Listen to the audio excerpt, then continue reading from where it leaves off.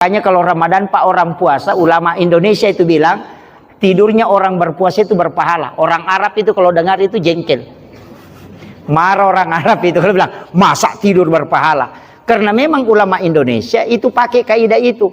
Karena orang yang tidur tidak mungkin berdosa. Satu-satunya perbuatan yang tidak ada dosanya kan cuma tidur. Kalau sholat kan masih bisa berdosa kalau jengkel sama imam. Kalau lalu panjang bacanya tidak mau ruku itu kan bisa berdosa.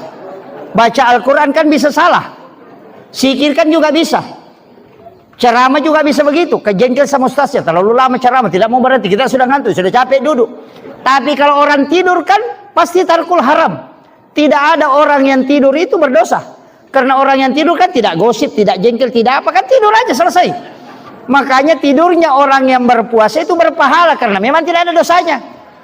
Kan gitu aja. Itu jadi jangan disalahpahami ya, bilang oh tidur terus, tidak. Artinya kalau mau selamat tidak melakukan dosa, tidur aja. Makanya kalau ada orang puasa pas selesai sholat subuh langsung tidur, nanti bangun kalau duhur sudah sholat duhur tidur lagi, nanti bangun kalau asar sudah sholat asar tidur lagi, nanti 5 menit mau buka baru bangun duduk tunggu buka puasa, insya Allah tidak banyak dosa, tapi pahalanya juga tidak banyak. Itu jadi usaha.